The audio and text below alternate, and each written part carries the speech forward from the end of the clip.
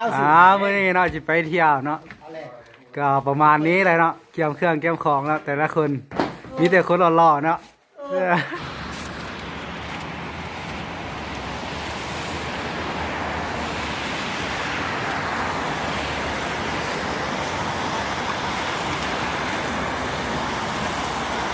อันนี้กันขบวนของ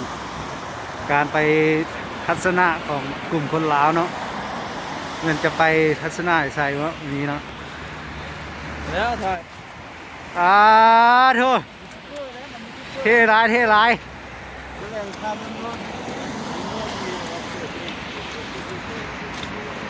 แน่ไหม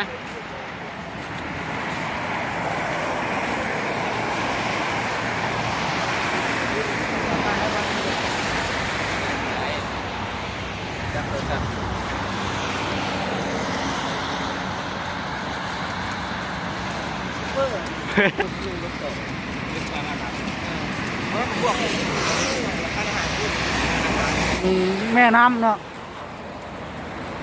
ช่วงนี้ก็เป็นฤดูหนาวโอ้หิมะนี่หนาวร้ายช่วงนี้เลย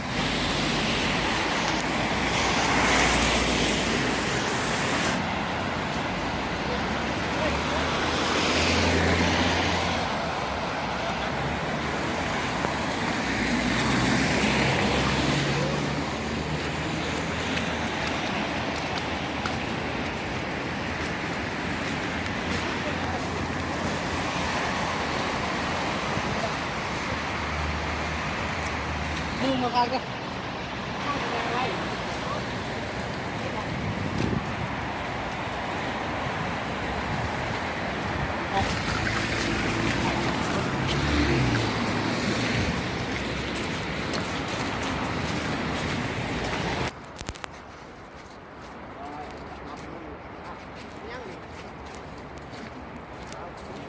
ครั้งพอ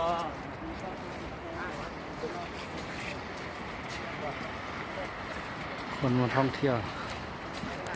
หลาย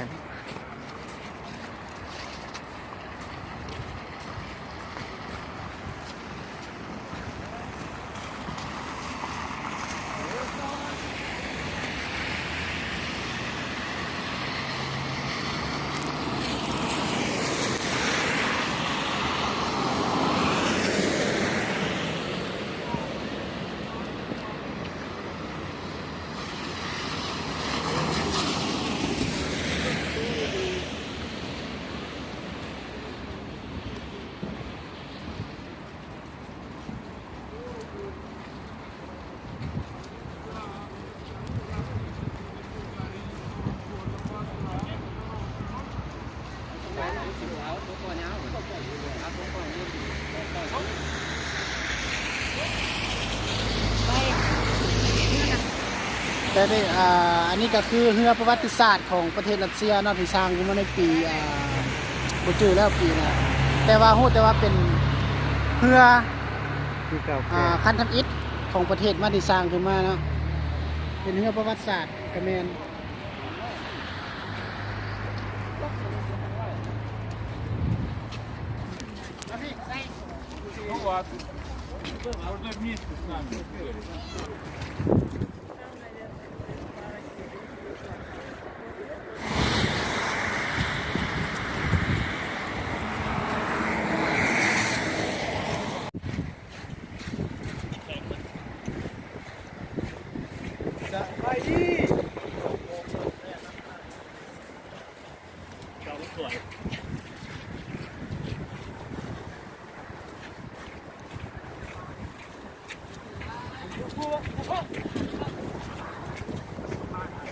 เป็นอะไรได้มาเที่ยวมื้อนี้รู้สึกอะไรхорошо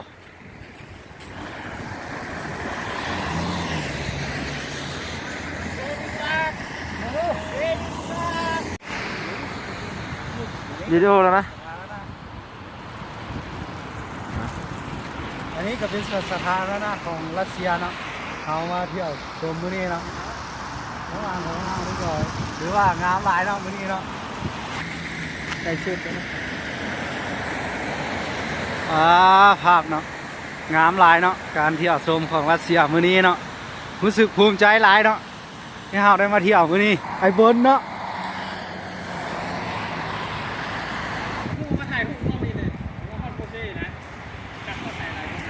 เฮ้ยมึงถ่ายให้กูด้วยถ่ายวิดีโอด้วยนี่เห็นป่ะเห็นไหมมวยแล้วรู้มวยแล้ว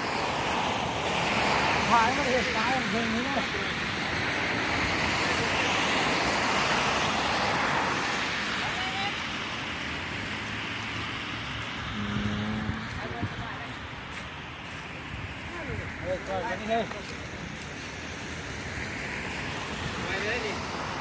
โอเค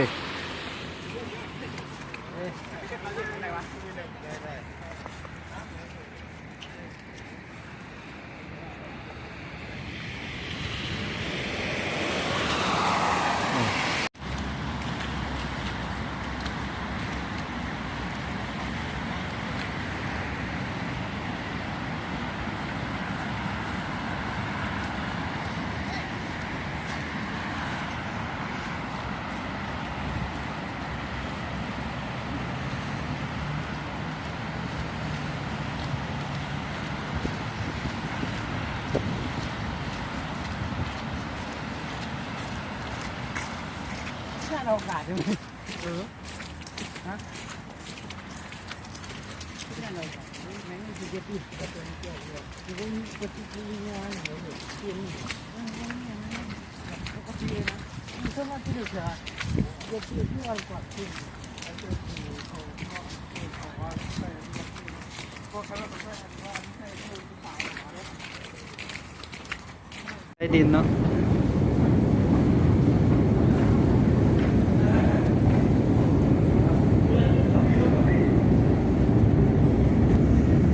ความยาวก็ประมาณวง300 เมตรนะความยาวประมาณ300 เมตรลงไปขี่รถไฟใต้ดิน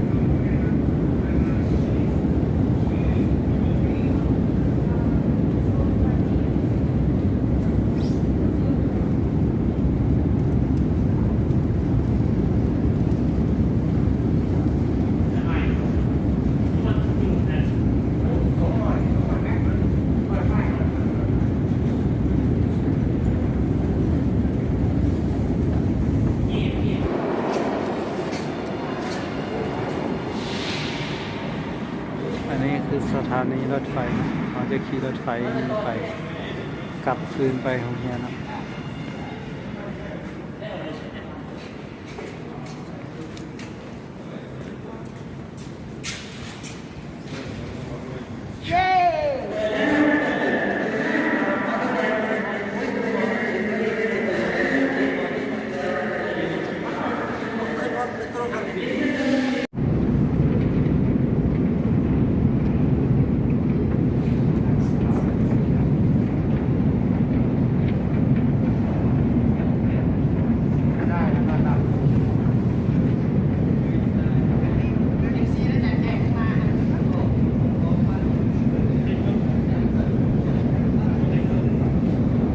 อันนี้ก็จะขึ้นมาโรงเรียนเนาะขึ้นขั้นใดเลื่อนขึ้นมาจากโรงเรียน